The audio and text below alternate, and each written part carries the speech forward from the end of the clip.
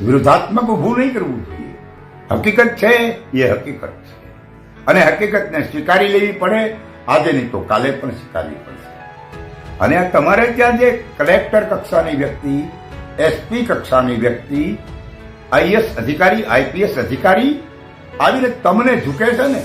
નમસ્કાર ભાઈઓ, વિડીયોમાં તમારું સ્વાગત છે. મિત્રો, એક બાપુનો વિડીયો અત્યારે સામે આવ્યો છે, જેમાં મિત્રો બાપુ સાફ કરી રહ્યા છે. હકીકત છે, હકીકત જ છે. સત્ય કોઈ દિવસ મિત્રો પરાજિત થતું નથી.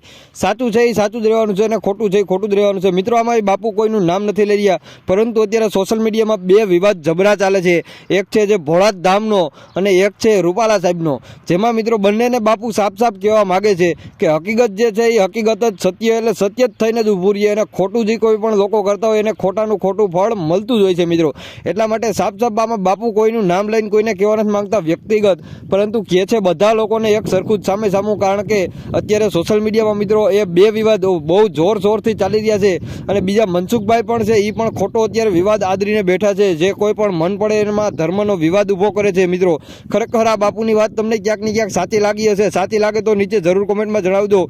ચેનલ ઉપર નવા હોય તો ફટાફટ આપણી ચેનલને જરૂર સબસ્ક્રાઈબ મારજો. મળીશું નવા વિડીયોમાં. ત્યાં સુધી જય હિન્દ, જય ભારત.